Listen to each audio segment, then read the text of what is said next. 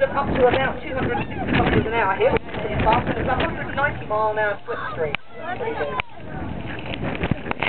As you can see, they've deployed their parachutes now, and what they're going to do is try and form a stack formation for it.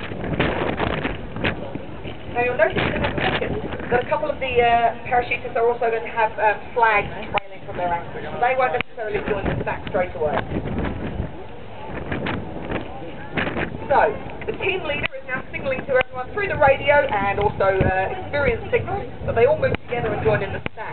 But you can see they've got to be pretty careful of those smoke canisters which they're wearing on their ankles. They're very, very hot and they can easily melt the canopy of the person below. So everyone's trying to stay one step ahead and keep their feet out of each other's way. What the team leader's doing is making a couple of turns to try and stay in the same area and make it easier for the team to join up on them. And he'll also at this stage be assessing the winds up there. It's pretty windy down here on the ground, as we can see from our smoke canister, but even windier up there so that they can work out what approach to landing they're going to make. He'll be communicating that to the other guys through the radio. What's the parachute noise?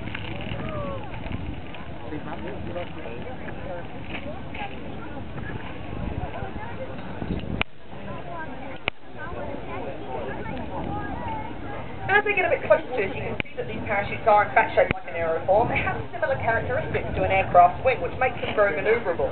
They have a forward speed of about 25 knots in full drive, but if the parachute is pulled down on the steering toggles and pulls them both at once, you can actually slow the aircraft down by changing the shape of that wing. And we'll see that when they come into land.